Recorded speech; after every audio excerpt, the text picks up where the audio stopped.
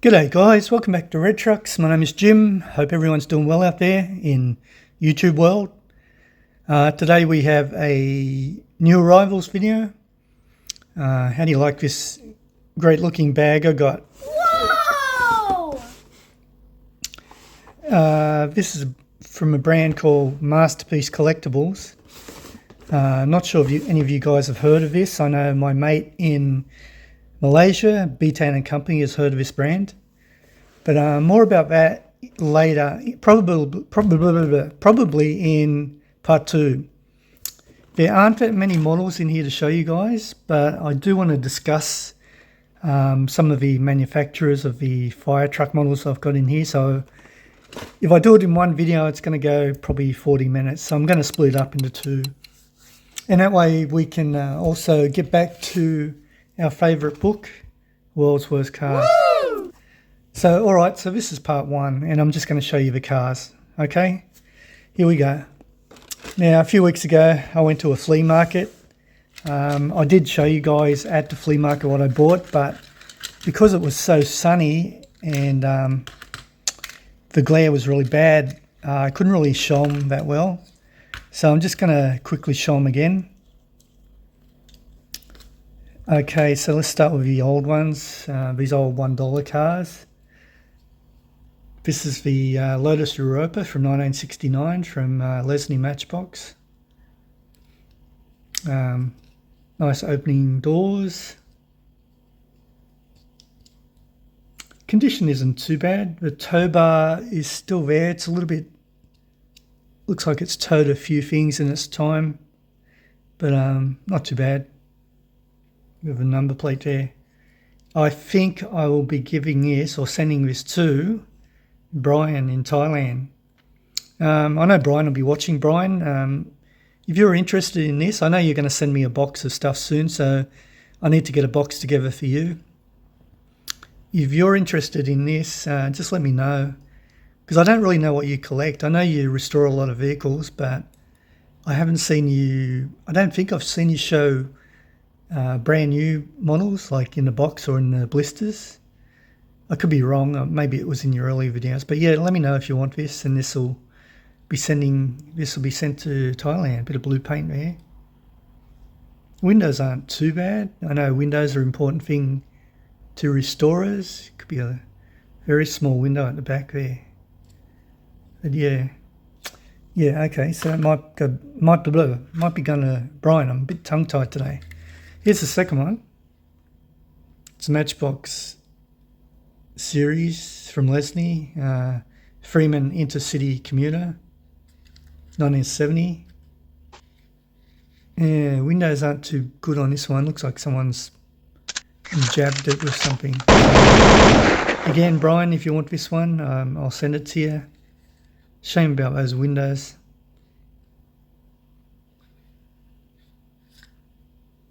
Yeah, only $1, so not too bad. Then I picked up this Fire Chief car. I had trouble reading this in the sunlight at the flea market. So I can see it's made in Malaysia, 86. It's a 70 Chevelle SS wagon. Not bad condition actually. Where's my annoying torch? Oh, here it is behind me. Let's see if it behaves itself today. No. You know, I tried the torch before I did the video and it worked perfectly, and now it's just, I think I'll just leave it on.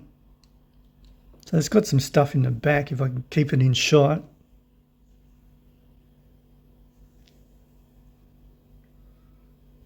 Yeah, I guess it's firefighting equipment or something. It's left-hand drive. It's got a tiny little steering wheel. But yeah, it's not too bad. I'll be keeping this one because it's got Fire Chief on it. So there's that one. I also picked up this Matchbox, what's it say? Chevy stepside pickup, 1975. 162 scale, 2007 copyright. Pretty good condition. This one I might send to Robin at Ripwreck Raceway. Robin, I know you watch my videos. Let me know if you like this one. Because again, I know Robin's sending me a box soon, so I need to get some stuff in order to send to him. It's got a chrome gear shifter. But yeah, it's not bad condition actually. So yeah, there's those four. And I picked up a couple of cards the other day. I'm going to open this one, but I'm actually hoping to send it to... How do you open these things? I'll have to reseal it.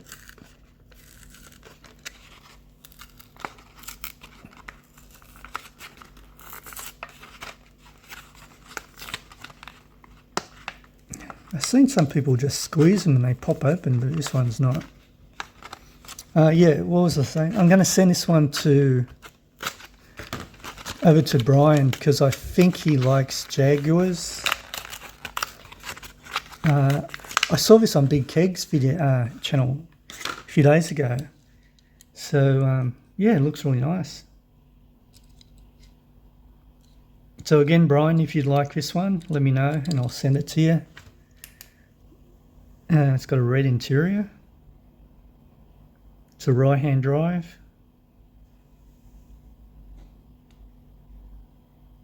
Not bad. Not a bad interior actually. The red sort of goes with the light grey.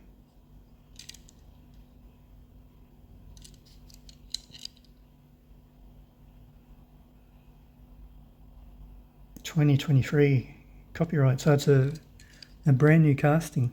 Very nice. But I don't collect Jaguars. So again, Brian, let me know if you want this one and it'll be gone to you. I'll seal it back up in the blister and send it to you. I've got another Mazda AutoZan. I've got the light grey one.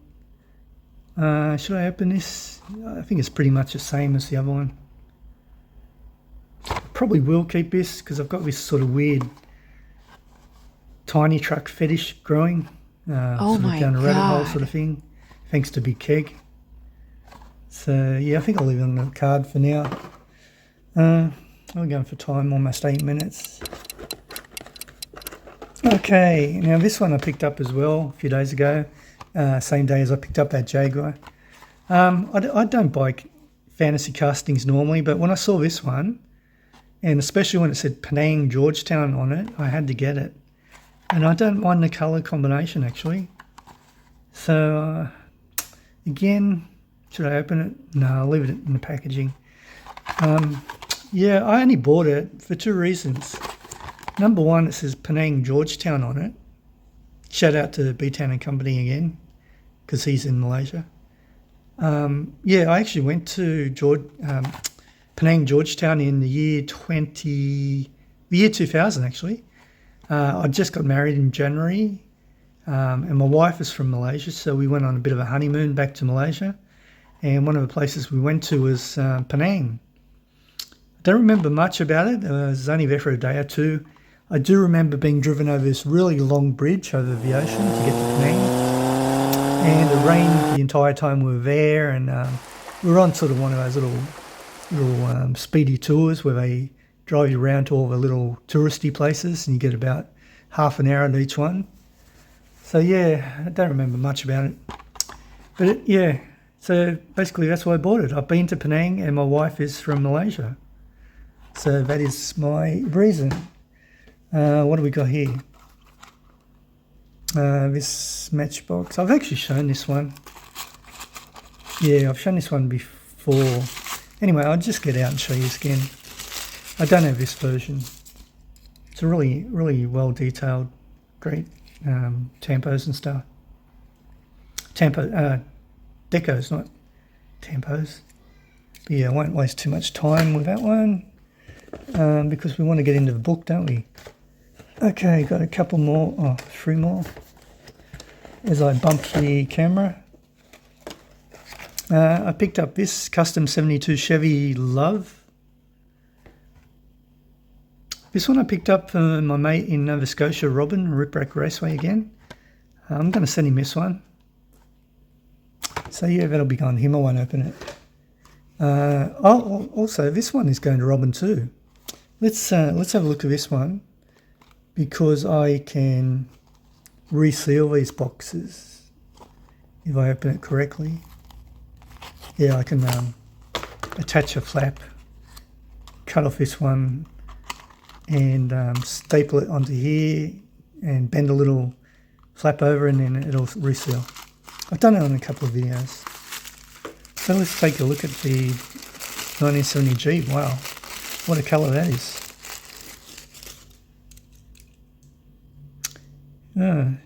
Really small wheels. Not sure I like the wheels. Nice front tempos. Side mirrors, yeah. Rear tempos as well. If it can focus, there you go.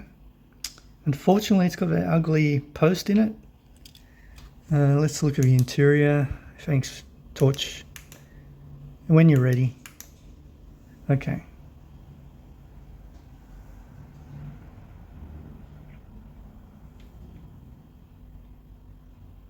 Look how they've squeezed the post in, if I can get a shot. Squeeze the post in between the boot space and the rear seats. Isn't that ridiculous? Steering wheel is okay because it's not a solid piece. Yeah, it's quite a nice casting. 2023 copyright, so it's a new casting. 1970 Ford Bronco. Yeah, colour's not too bad, just the wheels. Needs a wheel swap, Robin. I'm sure he'll do that anyway. So that'll be going to Canada. That one, and if I can go down a bit, down. So I'll be keeping that one. These three will be going to Brian. I'll be keeping that one. And these three here will be going to Robin. And what else we got? I've got this Opel Kadett. I think I'll be sending this to my friend in Cuxhaven, Germany, Paul Sparky Spa. Oh, I'm pretty sure it will be. So look at it. Wow, nice, a nice shade of green. It's got that sparkly stuff in it. What do you call it? We used to call it iridescent paint, but now I think it's there's a special word for it. I don't know. Door doesn't open. Nice rear tampos. Front tampos. Let's have a look at the interior. What's the Torch going to do? Yeah, of course, off camera it works perfectly. Okay, so it's a left-hand drive. Steering wheel is a bit bulky, but at least it does have some definition to it. Got a gear stick. Yeah, it's not too bad. You see the paint, how it's sparkling? I can get the right angle. Yeah, I think you can see it at the back. But yeah, that's very nice. So that one will be going to Sparky in Germany. I think that's all. Yep. How are we going? Wow, 15 minutes already. All right, let's get into the book, see if we can go through 10 pages of this. Last one we looked at was the Lamborghini Espada. So the next one is the Lexus SC430. Yeah, we used to get these in Australia, 2001 to present. There's a picture of a real car. What's it say? The only impressive thing about the SC430 was the way its roof folded away quickly and silently. Can't be the only impressive thing, surely. So there's the specs. I've got to try and get the glare out of it. Top speed 250 km per hour. Had a V8. 0 to 60 mile per hour, 6.4 seconds.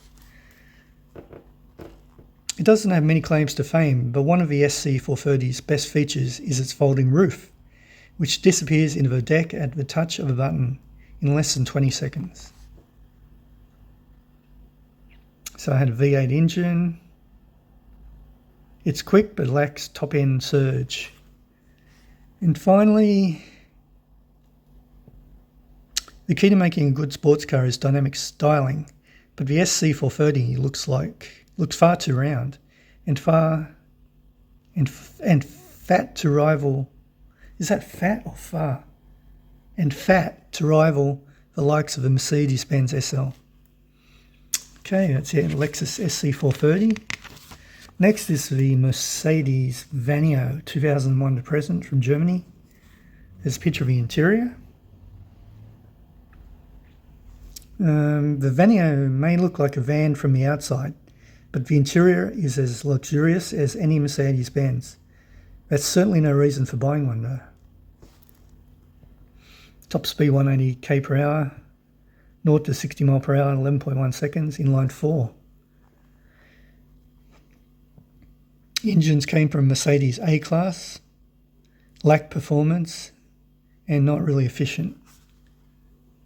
Despite its name, the Mercedes Vaneo isn't actually based on a van, so why did the stylists make it look like one? Beats me. Better just get a swig of water.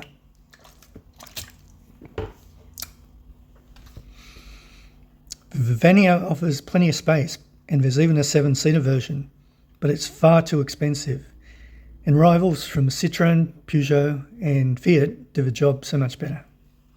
So that's Mercedes Vaneo. A Mini Clubman, why is that in this book? 69 to 81. There's the sales brochure. It's a small country. Cannot read that fine print. While Britain may indeed be a small country, driving from one end to the other in a Mini Clubman remains a deeply uncomfortable experience.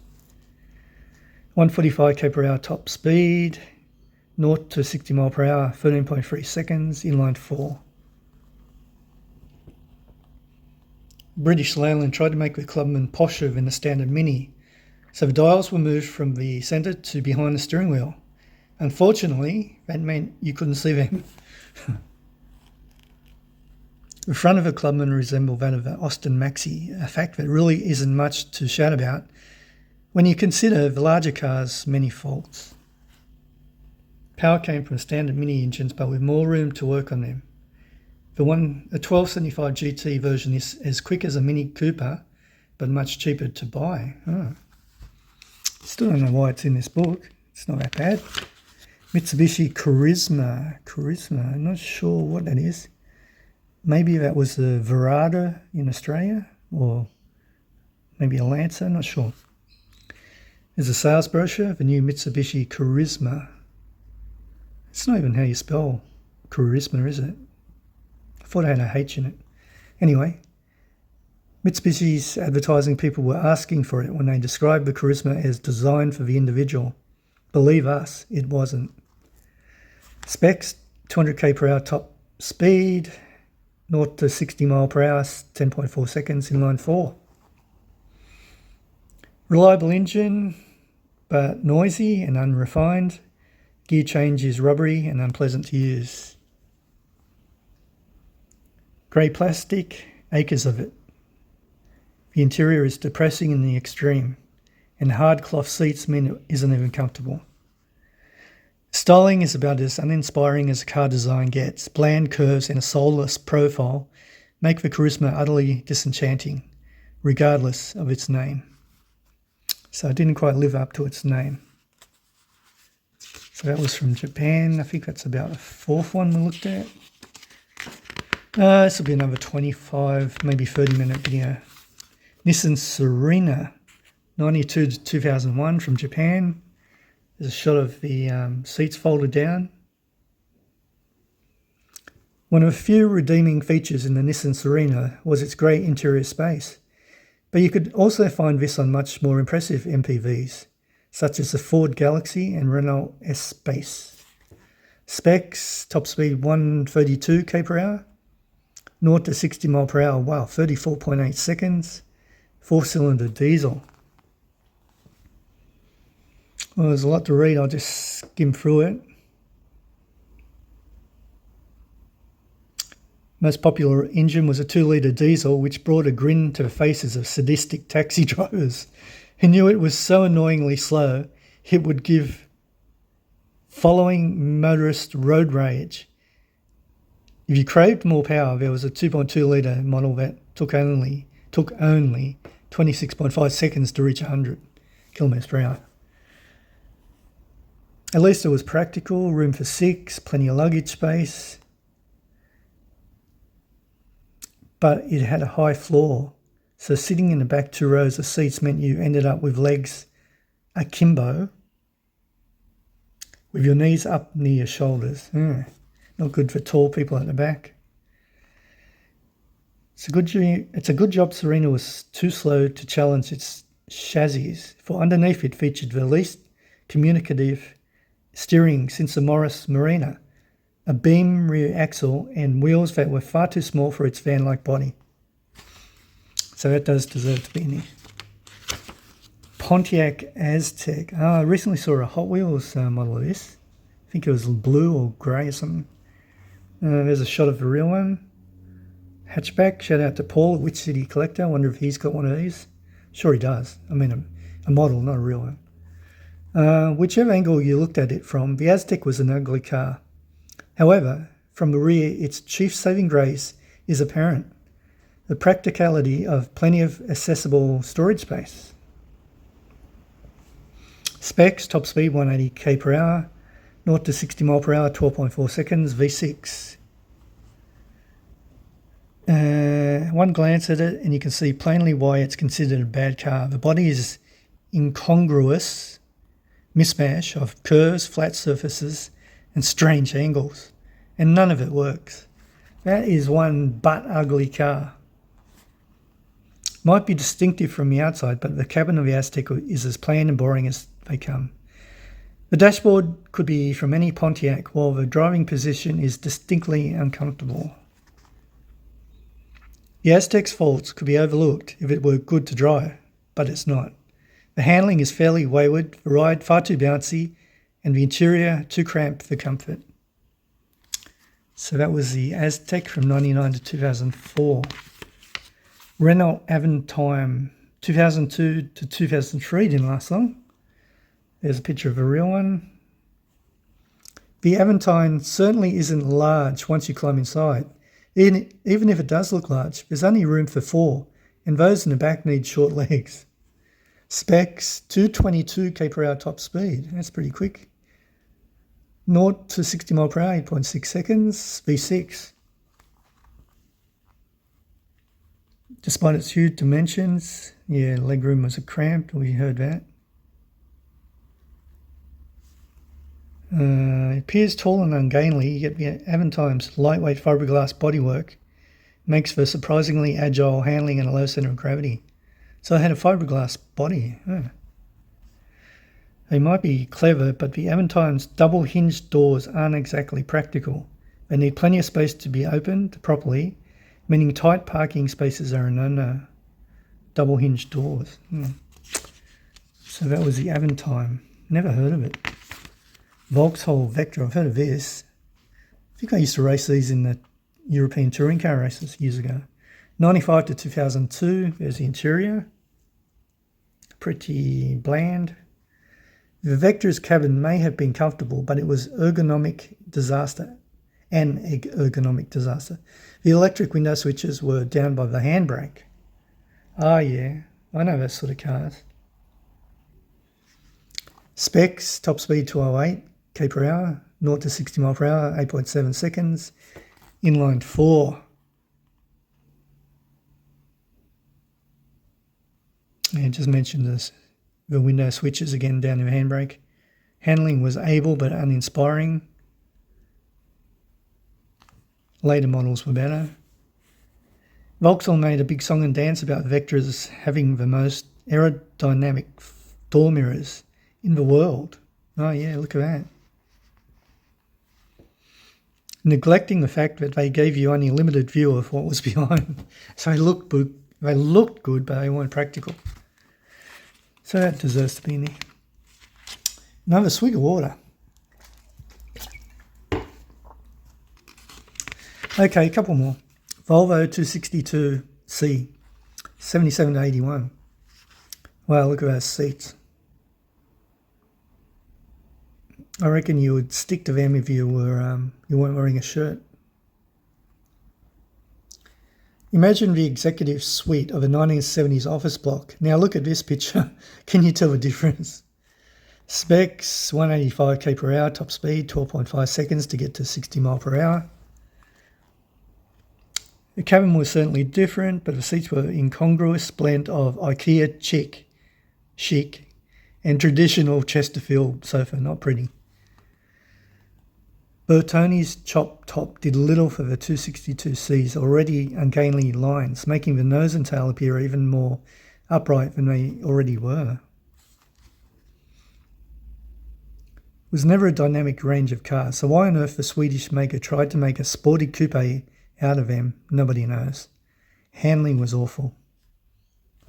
All right, one more to wrap it up. What are we doing? 27 minutes. Another Volvo, 340, 75 to 92. There's a crumple version after I guess they tested the safety capabilities, blah, blah, blah, blah. Volvo's reputation for safety was carried over into the 340, and the illustration shows what the crumple zones did in an accident. 152 km per hour top speed, 15 seconds to get to 60 mile per hour, inline 4. Launched at a similar time to classics such as a VW Golf, but the 340 didn't follow traditional hatchback styling cues. In fact, it was a very odd shape. Yeah, it is. Power came from a range of outdated overhead valve Renault engines, so performance and refinement were great. That said, they're impossible to kill. There was nothing modern about a 340 suspension. Kart springs at the rear and struts at the front made it tail happy, especially given the rear drive layout. All right, I better wrap this up. I don't want to go to 30 minutes. Where's my marker? So I'm going to place it on the next one, which will be a new chapter, financial failures. Alrighty, guys, I'm going to wrap this up. As I was saying, this is part 1. Stay tuned for part 2. It'll be coming soon after part 1. And that's where we get to see the good stuff, the fire trucks I bought. So everybody, take care. Leave me a comment, and I'll see you in the next episode of Red Trucks. Bye for now.